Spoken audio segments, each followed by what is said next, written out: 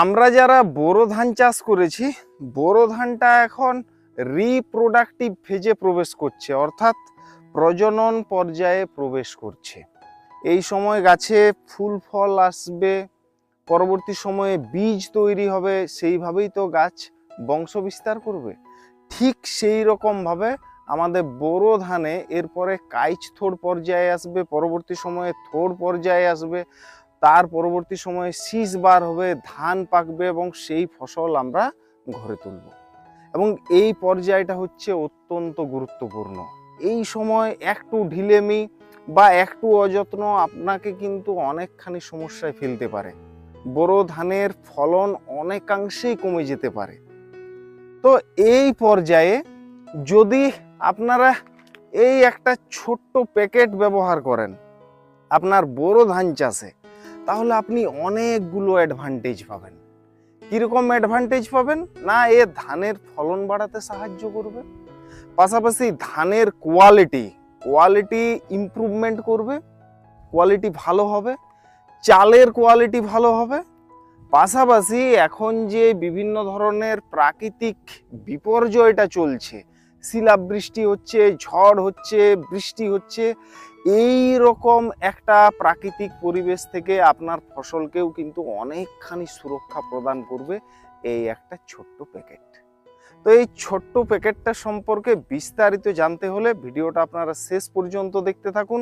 আর যারা এখনও আমার এই চ্যানেলটিকে সাবস্ক্রাইব করেননি, চ্যানেলটিকে সাবস্ক্রাইব করুন এবং ভিডিওগুলো প্রচুর সংখ্যক মানুষের মধ্যে ছড়িয়ে দিতে থাকুন। আসুন প্রথমে এই ছোট্ট প্যাকেটটার সাথে আপনাদের পরিচয় করিয়ে দিই। এটা হচ্ছে এগ্রোসেল কোম্পানির মহালা জোবো, এবং এই প্রোডাক্টটা আপনারা এর আগেও দেখেছেন। আমি আমন ধান চাষের সময় আমার জমিতে একে প্রয়োগ করেছি এবং খুব সুন্দর সেখানে রেজাল্টও পেয়েছি। তো এই যে মহালাভ জোবো, এর মধ্যে অনেকগুলো উপাদান রয়েছে। কীরকম উপাদান রয়েছে? এর মধ্যে পটাশিয়াম রয়েছে, এর মধ্যে ম্যাগনেসিয়াম রয়েছে, এর মধ্যে সালফার রয়েছে, এর মধ্যে জিঙ্ক রয়েছে, এর মধ্যে বোরন রয়েছে, যেগুলো এখন ধান চাষের এই রিপ্রোডাক্টিভ ফেজে সবগুলোই অত্যন্ত প্রয়োজনীয় খাদ্য উপাদান। এই যে জৈব, এর মধ্যে যে খাদ্য উপাদানটি সবচেয়ে বেশি পরিমাণে রয়েছে সেটা হচ্ছে পটাশ এখানে রয়েছে 23%। এবং আপনারা জানেন যে গাছে যখন ফুল ফল আসে বা গাছে যখন বীজ তৈরি হয়, সেই সময় পটাশের কি গুরুত্বপূর্ণ ভূমিকা থাকে। এই সময় আপনারা বোরো ধান চাষে যদি পটাশের স্প্রে করেন অনেক সুবিধা পাবেন। কীরকম পাবেন? না, ধানে চিটার পরিমাণ কম হবে। তাহলে ধানে যখনই চিটার পরিমাণ কম হবে তখনই ধানের ফলন বাড়বে। পাশাপাশি ধানগুলো শীষ থেকে অত সহজে ঝরে পড়বে না যদি ঠিকঠাকভাবে পটাশিয়ামের ম্যানেজমেন্ট করা থাকে। এবং ধানের যে গ্লেজ, সেই গ্লেজটাও পটাশিয়াম কিন্তু আরও ভালো করবে, ফলে আপনার ধানের কোয়ালিটি বৃদ্ধি পাবে আর চালের কোয়ালিটিও কিন্তু ভালো হবে। পাশাপাশি এই সময় দেখছেন এই যে বিভিন্ন প্রাকৃতিক দুর্যোগগুলো চলছে, এই সময় দেখবেন গাছে পটাশিয়াম ডেফিসিয়েন্সি প্রচুর পরিমাণে লক্ষ্য করা যাবে।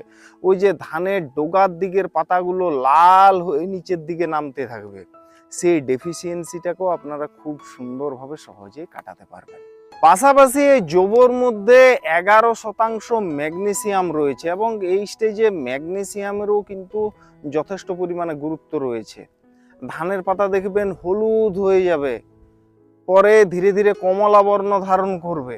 তো এই পর্যায়ে যদি একটা ম্যাগনেসিয়ামের সাপ্লাই দেওয়া যায়, এই ধরনের সমস্যাগুলো আসবে না। আর ম্যাগনেসিয়াম গাছের পাতাকে সবুজ রাখবে। এই সময় পতাকা পাতাকে যত বেশি সবুজ রাখতে পারা যাবে ততই কি হবে, আপনি নিরোগ ফসলটা পাবেন। পতাকা পাতা যত সবুজ থাকবে তত ধানের যে প্রত্যেকটা দানা, সেই প্রত্যেকটা দানা তত বেশি মজবুত, তত বেশি পুষ্ট এবং সুস্থ সবল হবে। পাশাপাশি এর মধ্যে রয়েছে সালফার, কিন্তু সালফারের পার্সেন্টেজটা এখানে কোম্পানি ডিসক্লোজ করেনি। সমস্ত খাদ্য উপাদানগুলোকে এমনভাবে ব্যালেন্স করে এই প্রোডাক্টের মধ্যে দেওয়া রয়েছে যাতে ফুল ফল আসার সময় গাছে খুব ভালো পারফরমেন্স পাওয়া যায়। তো এই সালফার আপনারা জানেন যে ধান গাছের পাতাকে সবুজ করবে, ক্লোরোফিলের পরিমাণ বাড়াবে, ফলে গাছ বেশি পরিমাণে খাদ্য তৈরি করতে পারবে। পাশাপাশি সালফারের মধ্যে অ্যান্টিফাঙ্গাল প্রপার্টি রয়েছে, ছত্রাকনাশক হিসেবেও কাজ করবে। এবং সালফার যদি আপনার ধান গাছে ঠিকঠাকভাবে সাপ্লাই দেওয়া থাকে তাহলে ধানের যে শীষের দৈর্ঘ্য হয় সেই শীষের দৈর্ঘ্যটাও কিন্তু বেশি পাওয়া যাবে। পাশাপাশি এর মধ্যে রয়েছে জিঙ্ক, এবং জিঙ্কের পার্সেন্টেজটা রয়েছে 0.6%।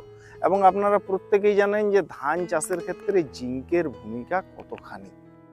তো জিঙ্ক একটা অনুখাদ্য, একে খুব বেশি পরিমাণে প্রয়োজন নেই। যেমন সেই আমরা তরকারিতে লবণ দিই, লবণ যদি বেশি হয়ে যায় তাহলেও সমস্যা, আবার যদি স্বাদ মতো লবণটা না আসে তাহলে কিন্তু তরকারির সেই টেস্টটা কিন্তু আসে না।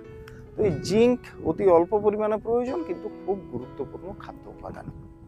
তো জিঙ্ক যদি আপনার ধান চাষে ব্যবহার করা থাকে তাহলে জিঙ্ক ডেফিসিয়েন্সি জনিত যে সমস্ত রোগগুলো দেখা যায় সেই রোগগুলো আসবে না, ফলে গাছ সুস্থ সবল থাকবে, এবং গাছ যখনই সুস্থ সবল থাকবে তখনই কিন্তু ভালো ফলন পাওয়া যাবে।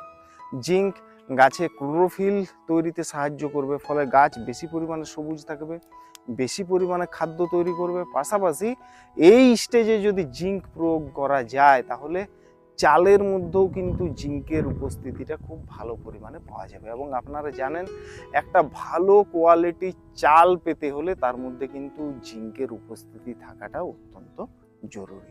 এর মধ্যে আরেকটি গুরুত্বপূর্ণ অনুখাদ্য উপাদান রয়েছে, সেটা হচ্ছে বোরন। বোরন এখানে রয়েছে 0.2 থেকে 0.3%। তো এই স্টেজে যদি আমরা বোরো ধানে এই যে জৈব ব্যবহার করি এর মধ্যে বোরনও রয়েছে, তাহলে আপনাকে আর আলাদা করে বোরন দেওয়ার কোনো প্রয়োজন থাকছে না। এবং বোরন এই স্টেজে অনেকগুলি কাজ করবে, পরাগ মিলনে সাহায্য করবে, এবং পরাগ মিলন যত ভালো হবে তত কি হবে না আপনার ধানের চিটার পরিমাণ কম হবে, ফলে আপনার ফলন বাড়তে সাহায্য করবে, এবং চালটিকেও মজবুত করবে, পুষ্ট করবে।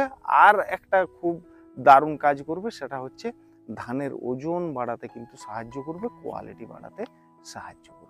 দর্শক বন্ধুরা, এটা আমি কোনো কোম্পানির প্রচারমূলক ভিডিও করছি না, আমি জৈব আমন মরশুমে ব্যবহার করেছিলাম, ভালো পারফরমেন্স পেয়েছি, তাই এখন বোরো মরশুম চলছে, এই সময় আমি আপনাদেরকে এটা অ্যাপ্লাই করার জন্য বলছি। আপনারা চাইলে এটা অ্যাপ্লাই করতে পারেন, আবার নাও পারেন। এর মধ্যে যে সমস্ত উপাদানগুলো রয়েছে সেগুলো আপনারা অন্যভাবেও কিন্তু ম্যানেজমেন্ট করে আপনার বোরো ধান চাষে ব্যবহার করতে পারেন, কোনো সমস্যা নেই। তো এখন জানবো আমরা জৈব ডোজটা। কোম্পানি বলছে এই যে একটা 200 গ্রামের প্যাকেট, এটা আমরা প্রতি পাম্পে ব্যবহার করব। কিন্তু আমি বলবো আপনারা প্রতি লিটার জলে যদি 10 গ্রাম করে জৈব ব্যবহার করেন তাতেও কিন্তু খুব সুন্দর রেজাল্ট পাওয়া যাবে। বা আপনারা এই একটা 200 গ্রামের প্যাকেটকে যদি 2 ব্যারেল জল করেন, অর্থাৎ 30 লিটার জলে মিশিয়েও যদি এই একটা 200 গ্রামের প্যাকেটকে আপনারা ব্যবহার করেন তাতেও কিন্তু খুব সুন্দর রেজাল্ট পাওয়া যাবে। আজকের ভিডিওটা এ পর্যন্তই। যদি আজকের এই ভিডিওটা আপনাদের ভালো লেগে থাকে তাহলে অতি অবশ্যই একটা লাইক করবেন, কোনো প্রশ্ন থাকলে অবশ্যই কমেন্টে জানাবেন।